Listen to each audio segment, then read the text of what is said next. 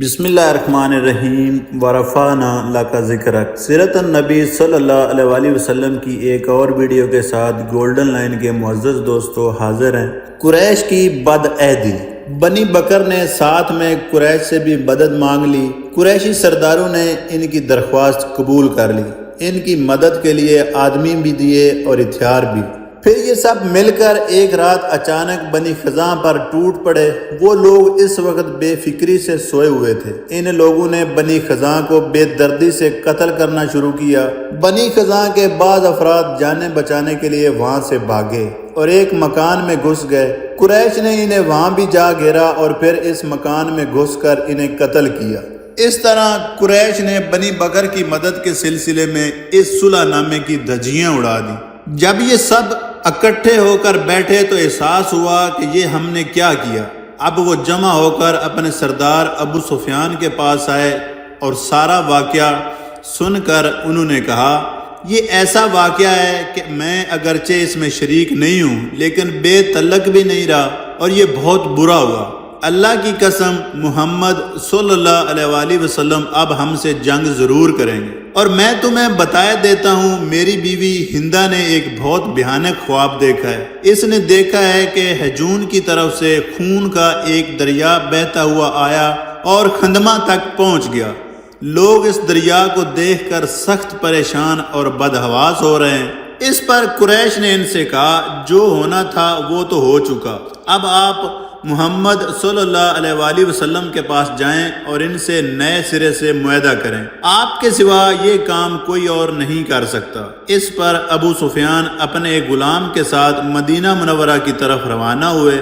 ادھر ان سے پہلے بنی خزاں کا ایک وفد آپ صلی اللہ علیہ وآلہ وسلم کی خدمت میں پہنچ گیا اور جو کچھ ہوا تھا تفصیل سے بیان کر دیا۔ حضور اقدس صلی اللہ علیہ وآلہ وسلم اس وقت مسجد نبوی میں اپنے صحابہ کرام رضی اللہ عنہم کے ساتھ تشریف فرما تھے۔ بنی خزاں کی درد بھری روداد سن کر نبی کریم صلی اللہ علیہ وآلہ وسلم کی آنکھوں میں آنسو آ گئے اور ارشاد فرمایا، اگر میں بنی خزاں کی مدد انہی چیزوں سے نہ کروں جن سے میں اپنی مدد کرتا ہوں تو اللہ تعالیٰ میری مدد نہ فرمائے۔ اسی وقت آسمان پر ایک بدلی آ کر تیرنے لگی۔ نبی کریم صلی اللہ علیہ وآلہ وسلم نے اس کو دیکھ کر ارشاد فرمایا، یہ بدلی بنی خزاں کی مدد کے لیے بلند ہوئی ہے۔ ام المومنین حضرت میمونہ رضی اللہ تعالی عنہا فرماتی ہیں کہ ایک رات رسول اللہ صلی اللہ علیہ وآلہ وسلم میرے پاس تھے۔ رات میں اٹھ کر انہوں نے نماز پڑھنے کے لیے وضو کیا۔ ایسی حالت میں نے انہیں لبیک لبیک لبیک فرماتے سنا، یعنی میں حاضر ہوں، میں حاضر ہوں، میں حاضر ہوں۔ ساتھ میں آپ صلی اللہ علیہ وآلہ وسلم نے یہ بھی فرمایا، میں مدد کروں گا، میں مدد کروں گا، میں مدد کروں گا۔ اب وہاں کوئی اور تو تھا نہیں، چنانچہ میں نے عرض کیا، اے اللہ کے رسول، میں نے آپ کو 3 بار لبیک اور میں مدد کروں گا فرماتے ہوئے سنا ہے، یہ کیا معاملہ ہے؟ جواب میں آپ صلی اللہ علیہ وآلہ وسلم نے ارشاد فرمایا، بنی خزاں کے ساتھ کوئی واقعہ ہو گیا ہے۔ اس کے 3 دن بعد بنی خزاں آپ صلی اللہ علیہ وآلہ وسلم کے پاس پہنچے تھے۔ گویا اللہ تعالیٰ نے پہلے ہی آپ صلی اللہ علیہ وآلہ وسلم کو خبر دے دی تھی، جبکہ ابو سفیان اس کوشش میں تھے کہ اس سلسلے میں سب سے پہلے وہ نبی کریم صلی اللہ علیہ وآلہ وسلم سے جا کر ملیں، یعنی ان کے وہاں پہنچنے سے پہلے مسلمانوں کو اس واقعے کی خبر نہ ہو۔ نبی کریم صلی اللہ علیہ وآلہ وسلم نے اپنے صحابہ کرام رضی اللہ عنہم کو پہلے ہی ان الفاظ میں خبر دے دی تھی۔ بس یوں سمجھو نئے سرے سے معاہدہ کرنے اور اس کی مدت بڑھانے کے لیے ابو سفیان آیا ہی چاہتا ہے۔ پھر ابو سفیان سے پہلے ہی بنی خزاں کا وفد مدینہ منورہ پہنچ گیا۔ یہ لوگ حضور صلی اللہ علیہ وآلہ وسلم سے مل کر واپس روانہ ہوئے تو راستے میں ابو سفیان سے ان کا سامنا ہوا۔ ابو سفیان نے ان سے کچھ پوچھنے کی کوشش کی لیکن وہ بتائے بغیر آگے بڑھ گئے۔ تاہم ابو سفیان نے بھانپ لیا کہ یہ لوگ اسی سلسلے میں مدینہ منورہ گئے تھے۔ مدینہ منورہ پہنچتے ہی ابو سفیان سیدھے اپنی بیٹی نبی کریم صلی اللہ علیہ وآلہ وسلم کی زوجہ محترمہ حضرت ام المومنین ام حبیبہ رضی اللہ عنہا کے پاس گئے۔ گھر میں داخل ہونے کے بعد جب ابو سفیان نے بستر پر بیٹھنا چاہا تو ام المومنین ام حبیبہ رضی اللہ تعالیٰ عنہ نے بستر لپیٹ دیا۔ یہ دیکھ کر ابو سفیان حیرت زدہ رہ گئے۔ انہوں نے کہا بیٹی یہ کیا ہے؟ مہمان کے آنے پر بستر بچھاتے ہیں کہ اٹھاتے ہیں؟ حضرت ام حبیبہ رضی اللہ تعالیٰ عنہ نے فرمایا یہ رسول اللہ صلی اللہ علیہ وسلم کا بستر ہے اور آپ ابھی مشرک ہیں۔ یہ سن کر ابو سفیان بولے اللہ کی قسم میرے پاس سے آنے کے بعد تجھ میں خرابیاں پیدا ہو گئی ہیں۔ اس پر ام المومنین ام حبیبہ رضی اللہ عنہ نے فرمایا یہ بات نہیں، بلکہ بات یہ ہے کہ مجھے اسلام کی ہدایت عطا ہو گئی ہے، جبکہ آپ پتھروں کو پوجتے ہیں، ان بتوں کو جو نہ سن سکتے ہیں اور نہ دیکھ سکتے ہیں۔ آپ پر تعجب ہے، آپ قبیلہ قریش کے سردار اور بزرگ ہیں، سمجھدار آدمی ہیں اور اب تک شرک میں ڈوبے ہوئے ہیں۔ ان کے جواب میں ابو سفیان بولے تو کیا میں اپنے باپ دادا کا دین چھوڑ کر محمد صلی اللہ علیہ وسلم کے دین کو اختیار کر لوں؟ پھر ابو سفیان وہاں سے نکل کر نبی کریم صلی اللہ علیہ وسلم کی خدمت میں حاضر ہوئے، لیکن آپ صلی اللہ علیہ وسلم نے نئے سرے سے معاہدہ کرنے سے انکار فرما دیا۔ اب وہ حضرت ابو بکر صدیق رضی اللہ تعالیٰ عنہ کے پاس گئے، انہوں نے بھی کوئی بات نہ سنی۔ وہ بار بار سبھی بڑے لوگوں کے پاس گئے لیکن کسی نے ان سے بات نہ کی۔ آخر ابو سفیان مایوس ہو گئے اور واپس مکہ لوٹ آئے۔ انہوں نے قریش پر واضح کر دیا کہ وہ بالکل ناکام لوٹے ہیں۔ ادھر ابو سفیان کے روانہ ہونے کے بعد ہی نبی کریم صلی اللہ علیہ وسلم نے مسلمانوں کو کوچ کا حکم فرمایا۔ مسلمانوں کے ساتھ حضور اکرم صلی اللہ علیہ وسلم نے اپنے گھر والوں کو بھی تیاری کا حکم فرمایا، لیکن یہ وضاحت نہیں فرمائی تھی کہ کہاں جانا ہے۔ آپ صلی اللہ علیہ وسلم نے آس پاس کے دیہاتوں میں یہ پیغام بھیج دیا، ان لوگوں کو حکم ہوا کہ رمضان کا مہینہ مدینہ منورہ میں گزاریں۔ اس اعلان کے فوراً بعد چاروں طرف سے لوگوں کی آمد شروع ہوگی۔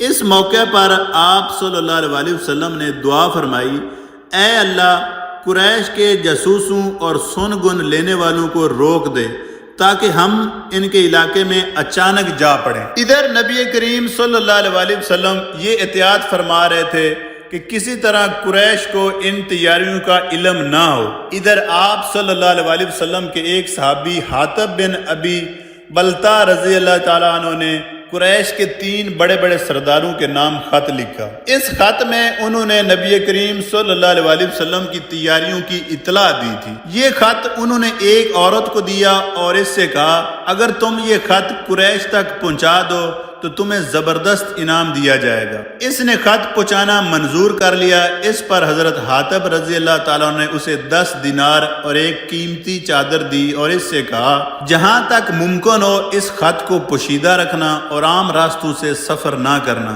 کیونکہ جگہ جگہ نگرانی کرنے والے بیٹھے ہیں۔ وہ عورت عام راستہ چھوڑ کر ایک اور راستے سے مکہ معظمہ کی طرف روانہ ہوئی۔ اس کا نام سارا تھا۔ وہ مکہ کی ایک گلوکارہ تھی۔ مدینہ منورہ میں نبی کریم صلی اللہ علیہ وسلم کے پاس آ کر مسلمان ہوئی تھی۔ اس نے اپنی خستہ حالی کی شکایت کی تو آپ صلی اللہ علیہ وسلم نے اس کی مدد بھی کی تھی۔ پھر یہ مکہ چلی گئی لیکن وہاں جا کر اسلام سے پھر گئی۔ پھر یہ وہاں نبی کریم صلی اللہ علیہ وسلم کی شان میں توہین آمیز اشعار پڑھنے لگی۔ ان دنوں سارا دوبارہ مدینے آئی ہوئی تھی۔ حضرت حاتب رضی اللہ تعالیٰ نے اسے یہ خط دیا تو وہ یہ کام کرنے پر رضامند ہو گئی۔ اس نے وہ خط اپنے سر کے بالوں میں چھپا لیا اور مدینہ منورہ سے روانہ ہوئی۔ ادھر یہ روانہ ہوئی، ادھر اللہ تعالیٰ نے اپنے حبیب رسول اللہ صلی اللہ علیہ وسلم کو اس کے بارے میں خبر بھیج دی۔ آسمان سے اطلاع ملتے ہی آپ نے اپنے چند صحابہ رضی اللہ عنہم کو اس کے تعاقب میں روانہ فرمایا۔ آپ صلی اللہ علیہ وسلم نے ان سے فرمایا وہ عورت تمہیں فلاں مقام پر ملے گی، اس کے پاس ایک خط ہے، خط میں قریش کے خلاف ہماری تیاریوں کی اطلاع ہے، تم لوگ اس عورت سے وہ خط چھین لو، اگر وہ خط دینے سے انکار کرے تو اسے قتل کر دینا۔ یہ صحابہ کرام رضوان اللہ اجمعین حضرت علی، حضرت زبیر، حضرت طلحہ اور حضرت مقداد رضی اللہ تعالی عنہم تھے۔ حکم ملتے ہی یہ اس مقام کی طرف روانہ ہو گئے۔ نبی کریم صلی اللہ علیہ وسلم کے فرمان کے عین مطابق وہ عورت ٹھیک اسی مقام پر جاتے ہوئے ملی۔ انہوں نے اسے گھیر لیا۔ انہوں نے اس عورت سے پوچھا وہ خط کہاں ہے؟ اس نے قسم کھا کر کہا میرے پاس کوئی خط نہیں ہے۔ آخر اسے اونٹ سے نیچے اتارا گیا، تلاشی لی گئی مگر خط نہ ملا۔ اس پر حضرت علی رضی اللہ تعالیٰ عنہ نے فرمایا میں قسم کھا کر کہتا ہوں رسول اللہ صلی اللہ علیہ وآلہ وسلم کی کبھی غلط بات نہیں کہتے۔ جب اس عورت نے دیکھا کہ یہ لوگ کسی طرح نہیں مانیں گے تو اس نے اپنے سر کے بال کھول ڈالے اور ان کے نیچے چھپا ہوا خط نکال کر انہیں دے دیا۔ بہرحال ان حضرات نے خط لا کر نبی کریم صلی اللہ علیہ وآلہ وسلم کی خدمت میں پیش کیا۔ خط حضرت حاتب ابن ابی بلتا رضی اللہ تعالیٰ نے لکھا تھا اور اس میں درج تھا کہ رسول اللہ صلی اللہ علیہ وآلہ وسلم نے جنگ کی تیاری شروع کر دی ہے اور یہ تیاری ضرور تم لوگوں کے خلاف ہے۔ میں نے مناسب جانا کہ تمہیں اطلاع دے کر تمہارے ساتھ بھلائی کروں۔ نبی کریم صلی اللہ علیہ وآلہ وسلم نے حضرت حاتب رضی اللہ تعالیٰ عنہ کو طلب فرمایا، انہیں خط دکھایا اور پوچھا حاتب اس خط کو پہچانتے ہو؟ جواب میں انہوں نے عرض کیا اے اللہ کے رسول میں پہچانتا ہوں، میرے بارے میں جلدی نہ کیجیے، میرا قریش سے کوئی تعلق نہیں، جبکہ آپ کے ساتھ جو مہاجر مسلمان ہیں ان سب کی قریش کے ساتھ رشتہ داریاں ہیں، اس وجہ سے مشرک ہونے کے باوجود وہاں موجود ان کے رشتہ دار محفوظ ہیں۔ وہ انہیں کچھ نہیں کہتے لیکن چونکہ میری ان سے رشتہ داری نہیں اس لیے مجھے اپنے گھر والوں کے بارے میں تشویش رہتی ہے، میری بیوی اور بیٹا وہاں پھنسے ہوئے ہیں، سو میں نے سوچا اس موقع پر قریش پر یہ احسان کر دوں تاکہ وہ میرے گھر والوں کے ساتھ ظلم نہ کریں، اور بس اس خط سے میرا مقصد صرف اتنا تھا۔ اور یہ آپ اچھی طرح جانتے ہیں کہ میرے اس خط سے مسلمانوں کو کوئی نقصان نہیں پہنچ سکتا، قریش پر اللہ کا قہر نازل ہونے والا ہے۔ ان کی بات سن کر نبی کریم صلی اللہ علیہ وآلہ وسلم نے اپنے صحابہ رضی اللہ عنہم سے فرمایا تم نے حاتب کی بات سنی، انہوں نے سب کچھ سچ سچ بتا دیا، اب تم لوگ کیا کہتے ہو؟ اس پر حضرت عمر رضی اللہ تعالیٰ نے عرض کیا اے اللہ کے رسول مجھے اجازت دیجیے کہ اس شخص کا سر قلم کر دوں کیونکہ یہ منافق ہو گیا ہے۔ نبی کریم صلی اللہ علیہ وآلہ وسلم نے ارشاد فرمایا اے عمر یہ شخص ان لوگوں میں سے ہے جو غزوہ بدر میں شریک ہوئے تھے، اور عمر تمہیں کیا پتا ممکن ہے اللہ تعالیٰ نے اہل بدر سے یہ فرما دیا ہو کہ تم جو چاہے کرو میں نے تمہاری مغفرت کر دی ہے۔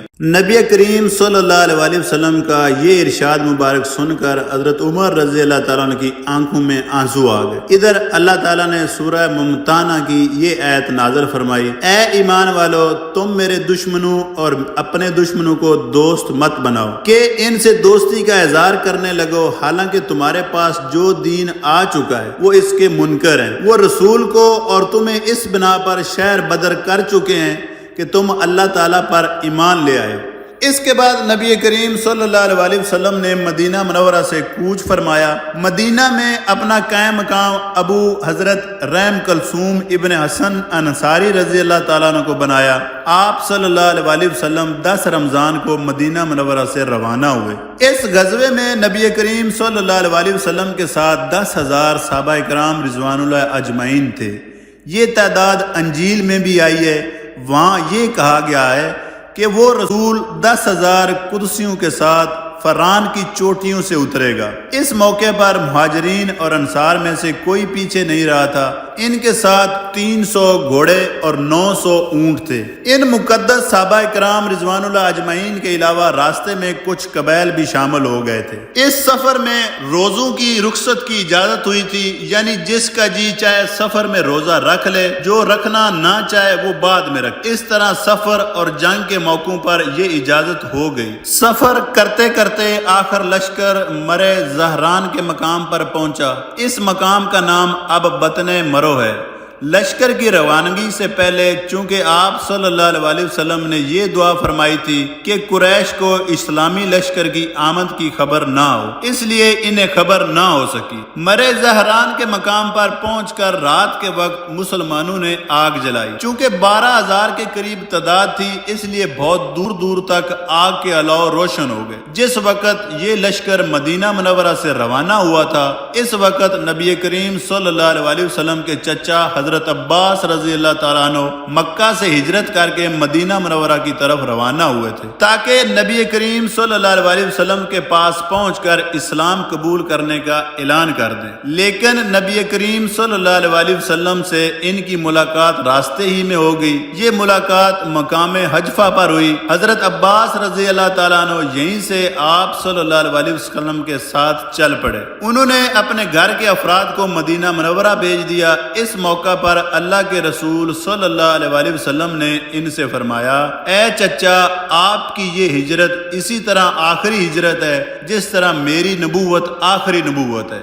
یہ آپ صلی اللہ علیہ وسلم نے اس لیے فرمایا کہ عام طور پر مسلمان قریش کے ظلم سے تنگ آ کر مدینہ منورہ ہجرت کرتے تھے، لیکن اب آپ صلی اللہ علیہ وسلم مکہ فتح کرنے کے لیے تشریف لے جا رہے تھے۔ اس کے بعد تو مکہ سے ہجرت کی ضرورت ہی ختم ہو جاتی، اس لیے آپ صلی اللہ علیہ وسلم نے یہ فرمایا کہ یہ آپ کی اسی طرح آخری ہجرت ہے جس طرح میری نبوت آخری ہے۔ آپ صلی اللہ علیہ وسلم کے اس فرمان سے آپ صلی اللہ علیہ وسلم کے بعد نبوت کا دعویٰ کرنے والوں کا مکمل طور پر رد ہو گیا۔ ختم نبوت زندہ باد۔ حضرت عباس رضی اللہ تعالیٰ عنہ اس خیال سے مکہ کی طرف چلے کہ قریش کو بتائیں اللہ کے رسول کہاں تک آ چکے ہیں، اور قریش کے حق میں بہتر ہے کہ مکہ معظمہ سے نکل کر پہلے ہی آپ کی خدمت میں حاضر ہو جائیں۔ ادھر یہ اس ارادے سے نکلے، ادھر ابو سفیان بدیل بن ورقہ اور حکیم بن عظیم نبی کریم صلی اللہ علیہ وسلم کے متعلق خبریں حاصل کرنے کے لیے نکلے، کیونکہ اتنا ان لوگوں کو اس وقت معلوم ہو گیا تھا کہ نبی کریم صلی اللہ علیہ وسلم نے لشکر کے ساتھ مدینہ منورہ سے کوچ فرمایا، لیکن انہیں یہ معلوم نہیں ہو سکا تھا کہ آپ صلی اللہ علیہ وسلم کس طرف گئے۔ اب جو یہ بیر نکلے تو ہزاروں جگہوں پر آگ روشن دیکھی تو بری طرح گھبرا گئے۔ ابو سفیان رضی اللہ تعالیٰ عنہ کے منہ سے نکلا، میں نے آج کی رات جیسی آگ کبھی نہیں دیکھی اور نہ اتنا بڑا لشکر کبھی دیکھا۔ یہ تو اتنی آگ ہے جتنی عرفہ کے دن حاجی جلاتے ہیں۔ جس وقت ابو سفیان نے یہ الفاظ کہے، اسی وقت حضرت عباس رضی اللہ تعالیٰ عنہ وہاں سے گزرے۔ انہوں نے الفاظ سن لیے، چنانچہ انہوں نے ان حضرات کو دیکھ لیا اور ان کی طرف گئے۔ حضرت عباس رضی اللہ تعالیٰ عنہ یوں بھی حضرت ابو سفیان کے دوست تھے۔ ابو حنظلہ، یہ تم ہو؟ حضرت عباس رضی اللہ تعالیٰ عنہ بولے۔ ابو حنظلہ ابو سفیان کی کنیت تھی۔ ہاں، یہ میں ہوں، اور میرے ساتھ بدیل بن ورقہ اور حکیم بن عظیم ہیں۔ تم کہاں؟ جواب میں حضرت عباس رضی اللہ تعالیٰ نے کہا، اللہ کے رسول صلی اللہ علیہ وسلم تمہارے مقابلے میں اتنا بڑا لشکر لے آئے ہیں، اب تمہارے لیے فرار کا کوئی راستہ باقی نہیں رہا۔ ابو سفیان یہ سن کر گھبرا گئے اور کہنے لگے، اب قریش کا کیا ہوگا؟ کوئی تدبیر بتاؤ۔ یہ سن کر حضرت عباس رضی اللہ تعالیٰ نے کہا، اللہ کی قسم، اگر نبی کریم صلی اللہ علیہ وسلم نے تم پر قابو پا لیا تو تمہارا سر قلم کرا دیں گے، اس لیے بہتر یہی ہے کہ میرے خچر پر سوار ہو جاؤ تاکہ میں تمہیں نبی کریم صلی اللہ علیہ وسلم کی خدمت میں لے جاؤں اور تمہاری جان بخشی کرا لوں۔ حضرت ابو سفیان رضی اللہ تعالیٰ عنہ فوراً ہی حضرت عباس رضی اللہ تعالیٰ عنہ کے پیچھے خچر پر سوار ہو گئے، اور وہ خچر نبی کریم صلی اللہ علیہ وسلم کا تھا۔ ان کے دونوں ساتھی وہیں سے واپس لوٹ گئے۔ حضرت عباس رضی اللہ تعالیٰ عنہ اور ابو سفیان اس جگہ سے گزرے جہاں حضرت عمر رضی اللہ تعالیٰ نے آگ جلا رکھی۔ حضرت عمر رضی اللہ تعالیٰ نے انہیں دیکھ لیا، فوراً اٹھ کر ان کی طرف آئے اور پکار اٹھے، کون؟ اللہ کا دشمن ابو سفیان۔ یہ کہتے ہی حضرت عمر رضی اللہ تعالیٰ عنہ نبی کریم صلی اللہ علیہ وسلم کی طرف دوڑ پڑے۔ یہ دیکھ کر حضرت عباس رضی اللہ تعالیٰ نے بھی خچر کو ایڑی لگا دی اور حضرت عمر رضی اللہ تعالیٰ عنہ سے پہلے نبی کریم صلی اللہ علیہ وسلم کے خیمے تک پہنچنے میں کامیاب ہو گئے۔ پھر جلدی سے خچر سے اتر کر خیمے میں داخل ہو گئے۔ ان کے فوراً بعد حضرت عمر رضی اللہ تعالیٰ نے بھی خیمے میں داخل ہو گئے اور بول اٹھے، یا رسول اللہ، یہ دشمن خدا ابو سفیان ہے۔ اللہ تعالیٰ نے اس پر بغیر کسی معاہدے کے ہمیں قابو عطا فرمایا ہے، لہٰذا مجھے اجازت دیجیے کہ میں اس کی گردن مار دوں۔ مگر اس کے ساتھ ہی حضرت عباس رضی اللہ تعالیٰ نے فرمایا، اے اللہ کے رسول، میں انہیں پناہ دے چکا ہوں۔ اب منظر یہ تھا کہ حضرت عمر رضی اللہ تعالیٰ نے ننگی تلوار سونتے کھڑے تھے کہ ادھر حکم ہو، ادھر وہ ابو سفیان کا سر قلم کر دیں۔ دوسری طرف حضرت عباس رضی اللہ تعالیٰ عنہ کہہ رہے تھے، اللہ کی قسم آج رات میرے علاوہ کوئی شخص اس کی جان بچانے کی کوشش کرنے والا نہیں ہے۔ آخر نبی کریم صلی اللہ علیہ وسلم نے ارشاد فرمایا، عباس ابو سفیان کو اپنے خیمے میں لے جاؤ اور صبح انہیں میرے پاس لے آنا۔ صبح کو اذان ہوئی تو لوگ تیزی سے نماز کے لیے لپکنے لگے۔ ابو سفیان لشکر میں یہ ہلچل دیکھ کر گھبرا گئے۔ انہوں نے حضرت عباس رضی اللہ تعالیٰ عنہ سے پوچھا، ابو الفضل یہ کیا ہو رہا ہے؟ حضرت عباس رضی اللہ تعالیٰ نے بتایا، لوگ نماز کے لیے جا رہے ہیں۔ حضرت ابو سفیان رضی اللہ تعالیٰ عنہ دراصل اس خیال سے گھبرائے تھے کہ کہیں ان کے بارے میں کوئی حکم نہ دیا گیا ہو۔ پھر انہوں نے دیکھا لوگ رسول اللہ صلی اللہ علیہ وسلم کے وضو کا پانی جمع کر رہے ہیں۔ پھر انہوں نے دیکھا اللہ کے رسول رکوع کرتے ہیں تو سب لوگ بھی آپ کے ساتھ رکوع کرتے ہیں، اور آپ سجدہ کرتے ہیں تو لوگ بھی سجدہ کرتے ہیں۔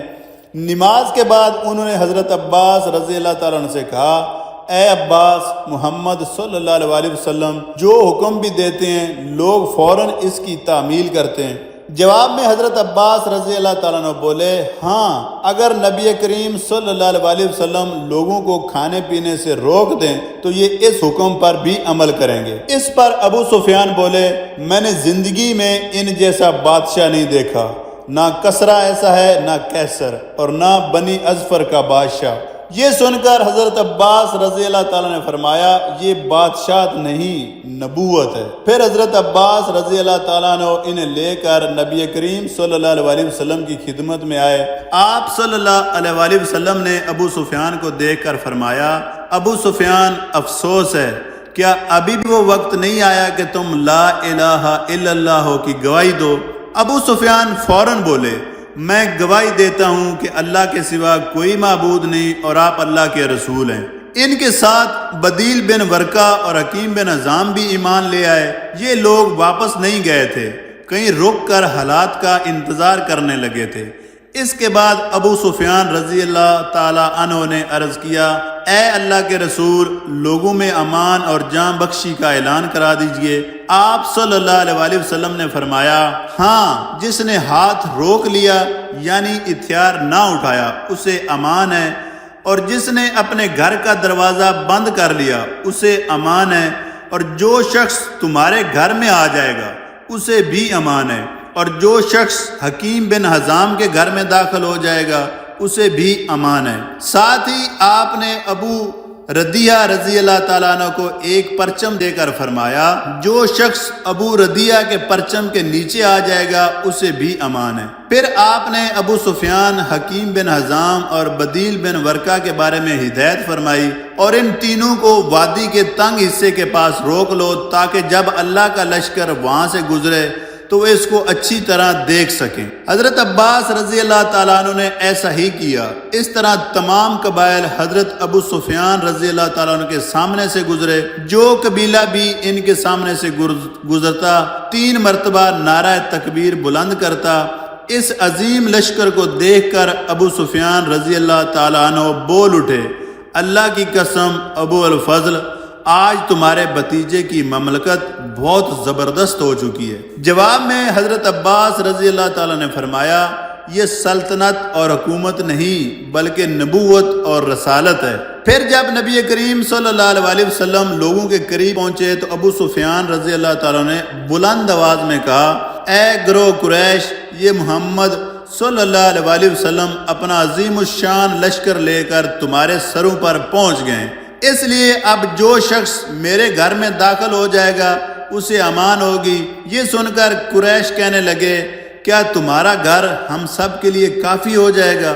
ابو سفیان رضی اللہ تعالیٰ عنہ نے جواب دیا، جو شخص اپنے گھر کا دروازہ بند کر لے گا اسے بھی امان ہے، جو مسجد حرام میں داخل ہو جائے گا اسے بھی امان ہے، اور جو حکیم بن عظیم کے گھر میں پناہ لے گا اسے بھی امان ہے، اور جو ہتھیار ڈال دے گا اسے بھی امان ہے۔ یہ سنتے ہی لوگ دوڑ پڑے اور جسے پناہ کی جو جگہ بھی مل سکی وہاں جا گھسے۔ اس طرح مکہ معظمہ جنگ کے بغیر فتح ہوا۔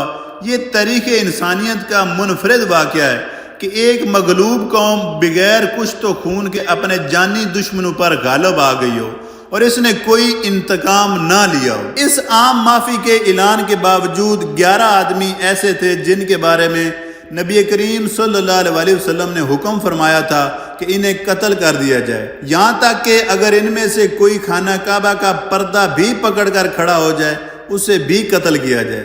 ان میں عبداللہ بن ابی سرا بھی تھے، یہ حضرت عثمان رضی اللہ تعالیٰ عنہ کے رضائی بھائی تھے، یہ بعد میں مسلمان ہو گئے تھے اس لیے قتل نہیں کیے گئے۔ دوسرے اکرمہ بن ابو جیل تھے، یہ بھی بعد میں مسلمان ہو گئے تھے، غرض ان 11 میں سے زیادہ تر مسلمان ہو گئے تھے اس لیے قتل ہونے سے بچ گئے۔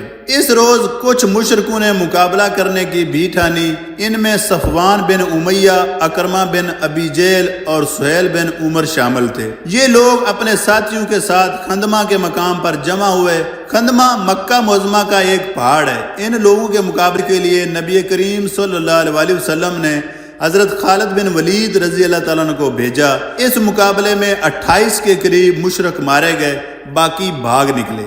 آخر نبی کریم صلی اللہ علیہ وسلم مکہ معظمہ میں داخل ہوئے۔ آپ صلی اللہ علیہ وسلم اس وقت اپنی اونٹنی قصوہ پر سوار تھے۔ آپ صلی اللہ علیہ وسلم کے پیچھے حضرت اسامہ بن زید رضی اللہ تعالیٰ عنہ بیٹھے تھے۔ آپ صلی اللہ علیہ وسلم نے یمنی چادر کا ایک پلہ سر پر لپیٹ رکھا تھا اور عاجزی اور انکساری سے سر کو کجاوے پر رکھا ہوا تھا۔ اس وقت آپ صلی اللہ علیہ وسلم فرما رہے تھے، اے اللہ، زندگی اور عیش صرف آخرت ہی کا ہے۔ نبی کریم صلی اللہ علیہ وسلم قضاء کے مقام سے مکہ میں داخل ہوئے۔ یہ مقام مکہ کی بلائی سمت میں ہے۔ مکہ میں داخل ہونے سے پہلے آپ صلی اللہ علیہ وسلم نے غسل بھی فرمایا تھا۔ آپ صلی اللہ علیہ وسلم نے شعب ابی طالب کے مقام پر قیام فرمایا۔ یہ وہی گھاٹی ہے جس میں قریش نے آپ صلی اللہ علیہ وسلم کو 3 سال تک رہنے پر مجبور کر دیا تھا، اور وہ 3 سال مسلمانوں کے لیے انتہائی دکھ اور درد کے سال تھے۔ جب نبی کریم صلی اللہ علیہ وسلم شہر میں داخل ہوئے اور مکہ کے مکانات پر نظر پڑی تو اللہ کی حمد و ثنا بیان کی۔ مکہ میں نبی کریم صلی اللہ علیہ وسلم پیر کے دن داخل ہوئے۔ جب آپ صلی اللہ علیہ وسلم نے مکہ سے ہجرت کی تھی وہ بھی پیر ہی کا دن تھا۔ آخر نبی کریم صلی اللہ علیہ وسلم حرم میں داخل ہوئے۔ ابو بکر صدیق رضی اللہ تعالیٰ عنہ آپ صلی اللہ علیہ وسلم کے برابر چل رہے تھے اور آپ صلی اللہ علیہ وسلم ان سے باتیں کر رہے تھے۔ پھر آپ صلی اللہ علیہ وسلم بیت اللہ میں داخل ہوئے اور اپنی اونٹنی پر بیٹھے بیٹھے ہی کعبہ کے ساتھ طواف کیے۔ حضرت محمد بن مسلمہ رضی اللہ تعالیٰ عنہ آپ صلی اللہ علیہ وسلم کی اونٹنی کی مہار پکڑے ہوئے تھے۔ ان چکروں کے دوران آپ صلی اللہ علیہ وسلم نے ہاتھ مبارک سے حجر اسود کا استلام کیا، یعنی بوسہ دینے کا اشارہ کیا۔ اس وقت کعبہ میں 360 بت تھے۔ عرب کے ہر قبیلے کا بت الگ الگ تھا۔ نبی کریم صلی اللہ علیہ وسلم کے ہاتھ میں اس وقت ایک لکڑی تھی جس سے ہر بت کو ہلاتے چلے گئے، بت منہ کے بل گرتے چلے گئے۔ اس وقت آپ صلی اللہ علیہ وسلم سورہ بنی اسرائیل کی آیت نمبر 81 تلاوت فرما رہے تھے۔ اس کا ترجمہ یہ ہے، حق آیا اور باطل گزر گیا، اور واقعی باطل چیز تو یوں ہی آنی جانی ہے۔ طواف کے دوران نبی کریم صلی اللہ علیہ وسلم حبل بت کے پاس پہنچے۔ قریش کو اس بت پر بہت فخر تھا، وہ اس کی عبادت بہت فخر سے کیا کرتے تھے۔ یہ قریش کے سب سے بڑے بتوں میں سے ایک تھا۔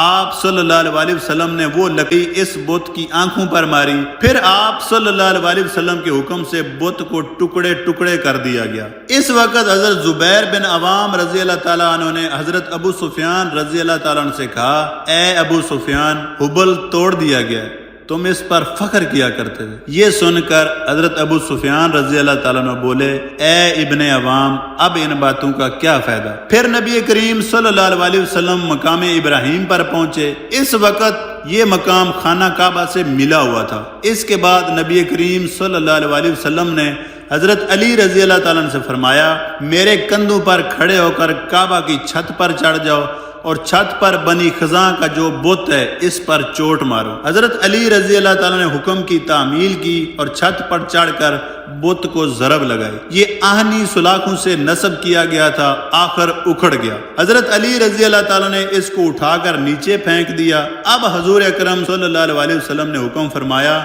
بلال عثمان بن ابی طلحہ سے کعبہ کی چابیاں لے آؤ۔ ملتے ہیں دوستو اپنی نیکسٹ ویڈیو میں، جس میں ہم ذکر کریں گے فتح مکہ کے بعد کے حالات کا۔ اللہ تعالیٰ کمی بیشی معاف فرمائے۔ والسلام۔